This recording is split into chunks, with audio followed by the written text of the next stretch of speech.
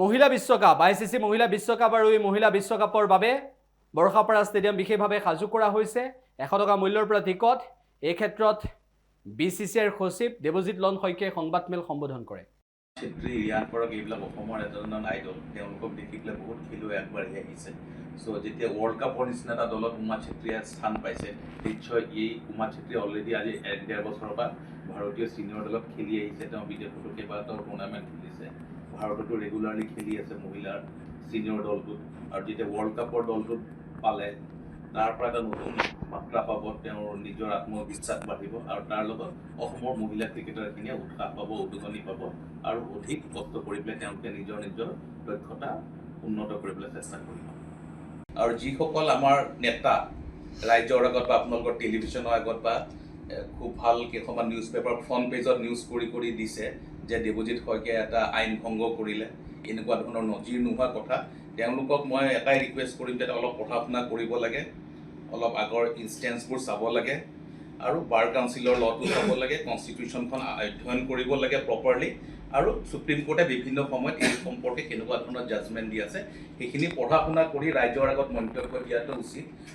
নহ'লে কি হয় সাধাৰণ ৰাইজে তেওঁলোকৰ কথা বিভ্ৰান্ত হয় মানে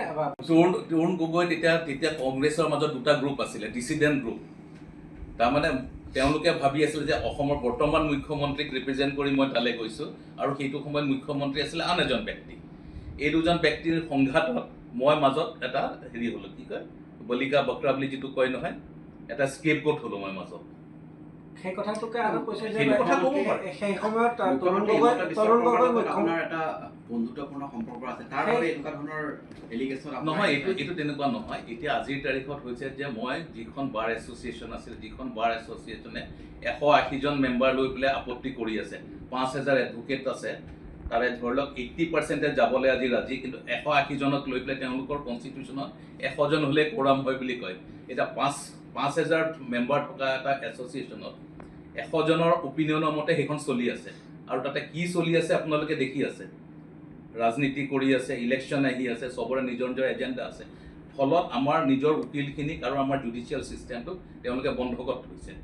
মই সেইটো হ'বলৈ দিব খোজা নাই আৰু সেইকাৰণে মই যেতিয়া মই এই কথাবোৰ ক'বলৈ ওলাই আহিছোঁ আৰু এই কথা কোৱাৰ আগতে এটা প্ৰতিনিধিত কিবা এটা ডিবেট হৈছিলে ডিবেট আৰম্ভ হোৱাৰ আগতেই মই ৰিজাইন দিছোঁ কাৰণ মই বাৰ এছ'চিয়েশ্যন যিখন বাৰ এছ'চিয়েশ্যন মই 97ৰ পৰা মেম্বাৰ আছিলোঁ সেইখন বাৰ এছ'চিয়েশ্যন মই ৰিজাইন দি আহি পেলাই সেই বাৰ এছ'চিয়েশ্যনৰ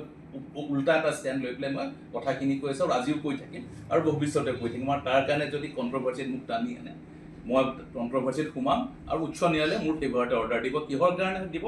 কাৰণ মই আইনৰ ভিত্তিত কামবিলাক কৰি আছোঁ এতিয়া মোৰ এটা ডাঙৰ কথা হ'ল যে গুৱাহাটী উচ্চ ন্যায়ালয়খন নৰ্থ গুৱাহাটীলৈ যাব লাগে সেইটোত মই একদম ক্লিয়াৰ ষ্টেণ্ড লোৱা আছে যিটো ষ্টেণ্ড মই অসম চৰকাৰ আৰু গুৱাহাটী উচ্চ ন্যায়ালয়ৰ যিটো ষ্টেণ্ড তাৰ লগত মই একমত হৈ পেলাই আগবাঢ়ি গৈ আছোঁ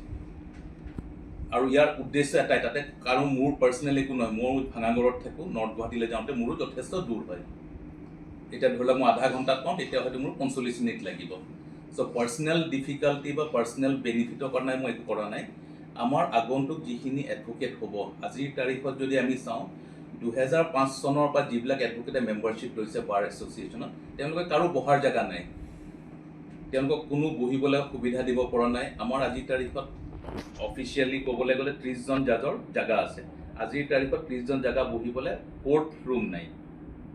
আমাৰ জাজ 7 জনমান জাজে আজিৰ তাৰিখত এটা তেওঁলোকে অফিচিয়েল কোৱাৰ্টাৰ পায় আৰু বাকীসকল জাজে নিজে এতিয়াও ফ্লেটত থাকে অৰ্থাৎ তেওঁলোকক আমি সাধাৰণ ৰাইজৰ মাজলৈ ঠেলি দিছোঁ য'ত তেওঁলোকৰ ছিকিউৰিটিৰ কথা থাকে চ' আজিৰ তাৰিখত জাজসকলৰ প্ৰপাৰ একমডেশ্যন নাই জাজসকলৰ বহাৰ কাৰণে প্ৰপাৰ কোৰ্ট ৰুম নাই এডভোকেট প্ৰায় এতিয়া আজিৰ তাৰিখত 5000 এডভোকেট হয় 5000 এডভোকেট গুৱাহাটী উচ্চ ন্যায়ালয়ত প্ৰেক্টিছ কৰি আছে তেওঁলোকক বহিবলৈ 500 ছিটো আমি দিব পৰা নাই আজিৰ তাৰিখত যদি আমি চাওঁ গাড়ী পাৰ্কিঙৰ পৰা আৰম্ভ কৰি বিভিন্ন সমস্যা আছে এডভোকেট এজনে আজিকালি যেতিয়া কোৰ্টলৈ যায় অকল কোৰ্ট ৰুমত কেছ নকৰে তেওঁলোকে লেপটপটো লৈ অনলাইনতো কেছ কৰিব লগা হয় চ' তেওঁলোকে ক'ত ফুটপাথত থিয় হৈ পেলাই কেছ কৰিব নেকি এতিয়া কেইজনমান এডভোকেট আছে আপোনালোক ফুটপাথত থিয় হৈও বাইক দিয়ে ডাঙৰ কথা কয় তেওঁলোকৰ পঢ়া শুনা কি কৰিছে মই নাজানো এনেকুৱা 2-এজন এডভোকেটে মোৰ বিষয়ে অপিনিয়ন দি আছে যে মই এইটো কেছত এপিয়াৰ কৰিব পাৰোঁ এইটো কেছত নোৱাৰোঁ আৰু একেধৰণৰ অসুবিধা মোৰ 2014তো আহিছিলে আপোনালোকে যদি জানে প্ৰেছ ক্লাবত মই এখন ডাঙৰ প্ৰেছ কনফাৰেঞ্চ কৰিছোঁ এই প্ৰেছ ৰিলিজটোকে মই জাজক দিলোঁ এইবাৰ সেইটোতো এই কথাখিনিয়ে মই কৈছিলোঁ। সেইটো সময়ত মই কলিকতালৈ গৈছিলোঁ CBI কেছ এটা, নিউজ চেনেল এটাৰ এজন ডাইৰেক্টৰক ৰিপ্ৰেজেণ্ট কৰে। সেইটো সময়ত সেই সময়ৰ মুখ্যমন্ত্ৰীয়ে মোক বেয়া পালে সেইটো কনফ্লিক্ট হ'ব পাৰে, তেওঁ মোৰ উলিয়াই দিয়াৰ ৰাইট আছে। কিন্তু মোৰ এইটো নহয় যে মই তালৈ যাব নোৱাৰোঁ। মই কোনো ধৰণৰ আনএথিকেল কাম কৰা নাছিলোঁ, কাৰণ কলিকতাত হোৱা কেছ এটা অসমৰ এডিশ্যনেল এডভোকেট জেনেৰেল আছিলোঁ মই, এতিয়া মোৰ যোৱাত কোনো বাধা নাই। উমৰাংচুৰ ওচৰত NC হিলছ অট'নমাছ ডিষ্ট্ৰিক্ট কাউন্সিলে 3000 বিঘা মাটি এটা